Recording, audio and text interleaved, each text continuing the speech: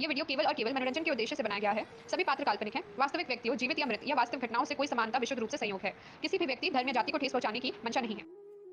सदाबहार सच्ची कहानियों पर आप सभी व्यूवर्स का स्वागत है। आज भैया के घर से जाने के बाद उनके कमरे में जाकर झांकने लगी। भाभी हमेशा की तरह शीशे के सामने खड़ी खुद को संवार रही थी।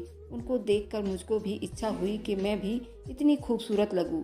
मैं दुबली पतली और सांवले रंग की मालिक थी, जबकि मेरी भाभी गोरी चिट्टी थी और उनका चेहरा भी एकदम गोल मटोल था।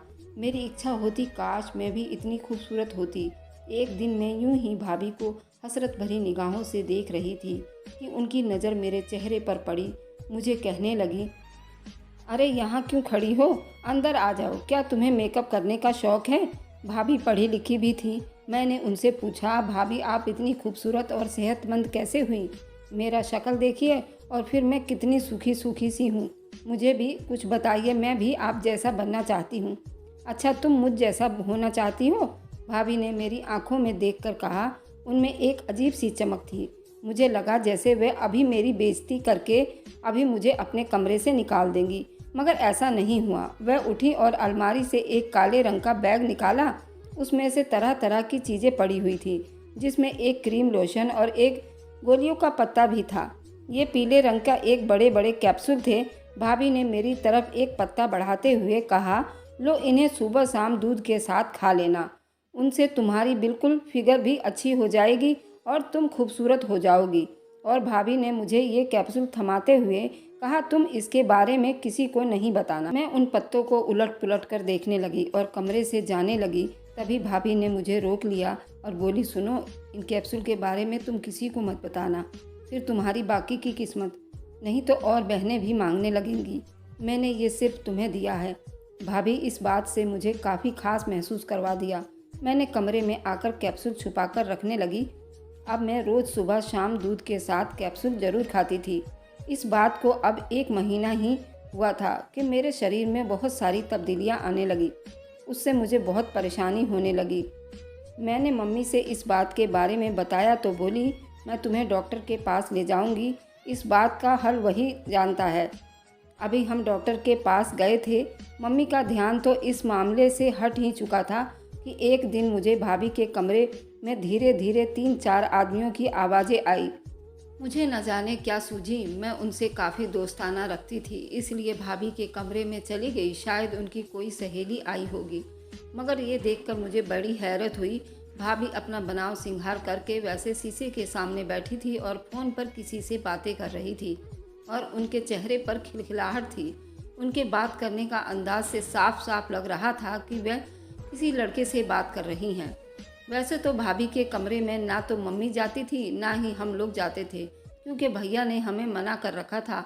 उसकी पत्नी हमारे उनके घर में आने जाने से परेशान हो जाती थी, तभी हम लोग बिल्कुल चौकन्ने रहते थे। मगर आज भाभी की ये हरकत देखकर मेरा तो दिल ही टूट गया।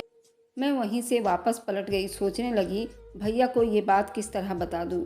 मगर फिर ये सोचा, अगर भैया ने इस बात पर यकीन नहीं किया तो मैं क्या करूँगी, और मैं चुप हो गई। अगले दिन मैंने खुद ही कमरे के पास से गुजर रही थी, भाभी को दोबारा बातें करते सुना, तो मैं उनके कमरे में चली गई। भाभी ने मुझे देखते ही झट से फ़ोन बंद कर दिया। क्यों आई हो यहाँ? उन्होंने मुझे बड़े गुस्से से देखते हुए पूछा। अब क्या मांगने आई हो? वह गुस्से में लग रही थी। भाभी, मांगना तो कुछ नहीं है। आप किससे फ़ोन पर बातें कर रही थी? मैं आपको बताना चाहती हूँ कि अच्छी बात नहीं है। मुझे लगता है आप किसी लड़के से बात कर रही हैं। मेरे साफ शब्दों पर भाभी का चेहरा सुर्ख लाल हो गया। तुम्हारी हिम्मत कैसे हुई मुझसे ऐसी बात करने की?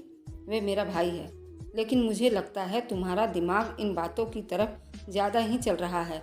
भाभी ने मुझे उल्टा बोलना शुरू कर दिया। नहीं नहीं भाभी, ऐसी तो कोई बात नहीं है, लेकिन भाभी खुद किसी से कह रही थी कि मेरी शादी हो गई है। मगर जब भी तुम्हारी याद आती है मैं इस कमरे से निकल गई। मैंने सोचा कि मैं भाभी को फिर कभी दोबारा समझा दूंगी और मम्मी को भी बताऊंगी, मगर इस सब की नौबत नहीं आई। शाम होने वाली थी, भैया घर आ रहे थे, तब मैं भाभी के कमरे में आई। देखा तो उनका हुलिया अजीब हुआ था। उनके चेहरे पर मिट्टी लगी हुई थी और उनके कपड़े भी गंदे थे। लगता था जैसे भाभी ने दिन भर धूप और मिट्टी में काम किया हो। इस सब की मुझे समझ तब आई जब भैया घर पर घुसे। उनके घर में आते ही भाभी ने शोर मचा दिया, रोना धोना इस कदर शुरू कर दिया कि हम सब भी परेशान हो गए और बड़बड़ा रही थी। जैसे भैया ने मुझे देखा, भाई ने एक जोरदार थप्पड़ मेरे चेहरे पर मारा। मैं सोच भी नहीं सकती थी कि भाई किस बात पर बिना किसी कसूर के मुझे कसूरवार समझ रहे थे, जबकि मैं एक अनाथ थी। उन्होंने इस बात का ख्याल रखना चाहिए था। पापा का देहांत 6 साल पहले ही हो गया था। हम 3 भाई बहन की जिम्मेदारी बड़े भैया पर थी, मगर भाभी ने इस कदर खुदगर्जी दिखाई, मैं सोच भी नहीं सकती थी। मार मार कर मुझे अधमरा कर दिया गया। मैं रो रो कर अपना बुरा हाल कर लिया। मैंने सब कुछ भगवान पर छोड़ दिया, मगर शायद भगवान को कुछ और ही मंजूर था। इसी सब बात को 1 हफ्ता भी नहीं गुजरा था, मेरे पेट में बहुत दर्द रहने लगा। रात का वक्त था, मैं अपने कमरे में लेटी थी कि अचानक मेरे पेट में तेज दर्द उठा। पहले तो मैंने इस दर्द को गंभीरता से नहीं लिया। मैं धीरे से उठी और जाकर किचन से पानी पीकर आई, मगर फिर भी मेरे दर्द में फ़र्क नहीं पड़ा। मैंने दर्द की एक गोली खाई, जिसकी दर्द आराम हो जाता था, मगर आज मेरी हालत अजीब हो रही थी। मजबूरन तंग आकर मैंने मम्मी के कमरे तक गई और दरवाजे से घुसी। मुझे बहुत डर लग रहा था।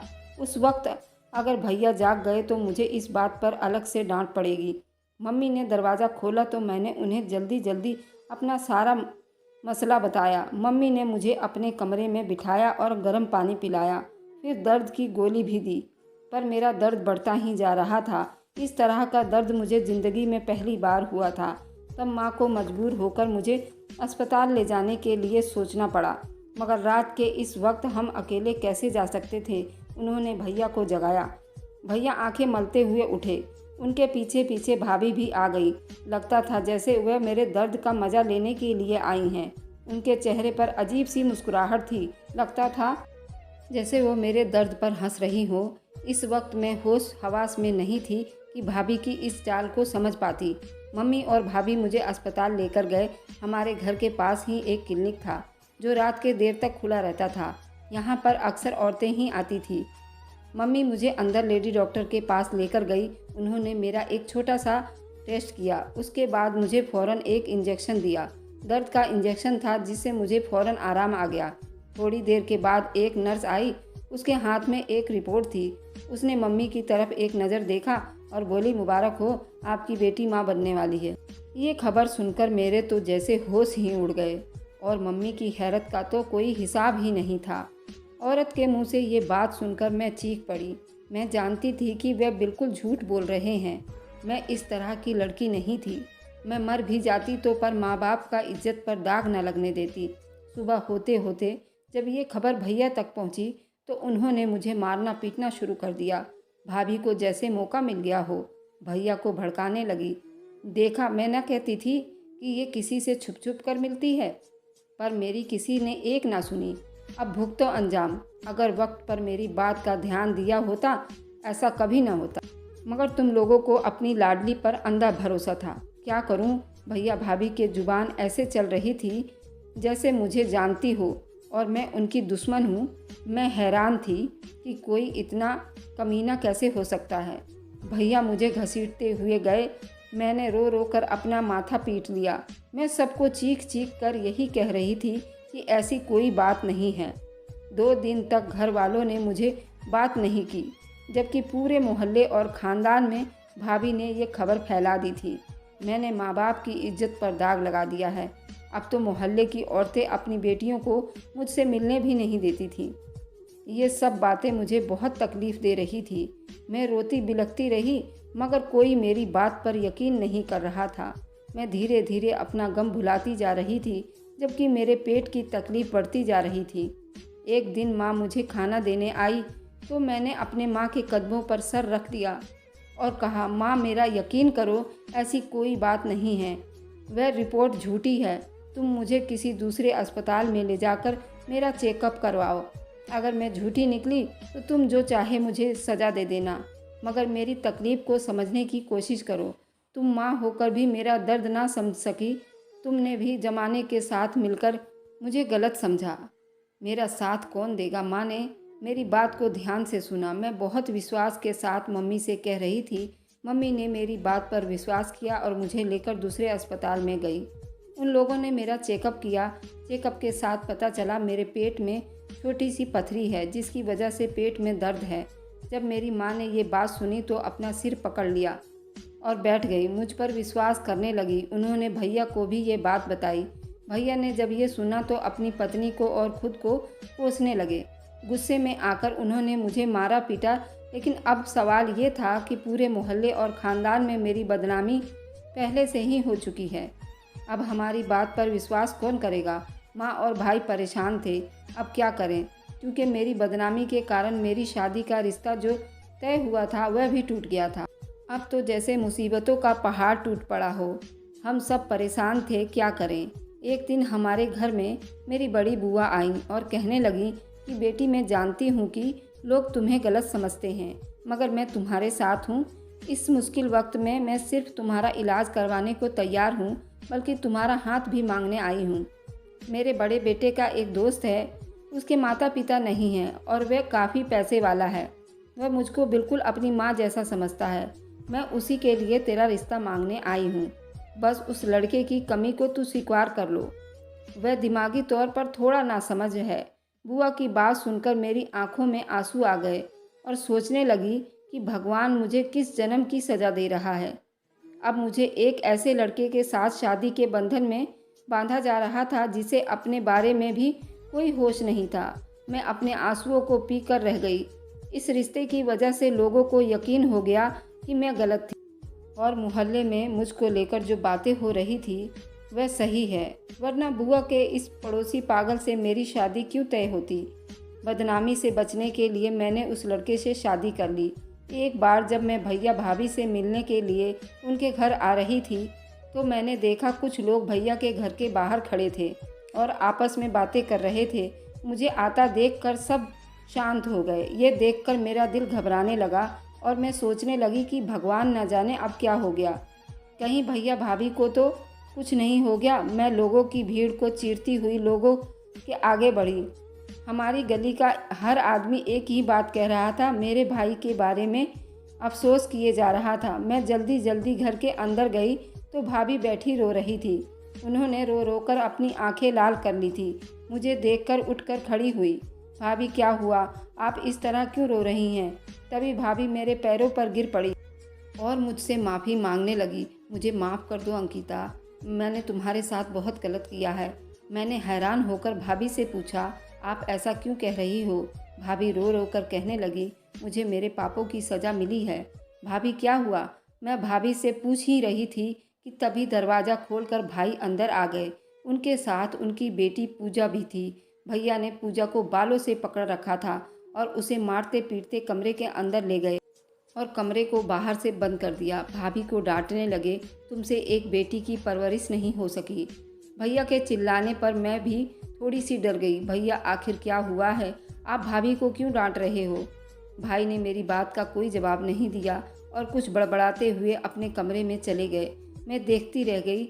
मैंने भाभी को सहारा दिया, पानी पिलाया तो उन्होंने बताया कि उनकी बेटी जो आजकल स्कूल जाती है कुछ दिनों से गुमसुम सी रहने लगी थी। हमने जाकर स्कूल में पता किया, शायद कोई परेशानी हो। तब स्कूल वालों ने बताया कि आपकी बेटी तो स्कूल आती ही नहीं है, उसे स्कूल आए हुए कई दिन हो गए हैं। ये सुनकर हमारे तो होश उड़ गए।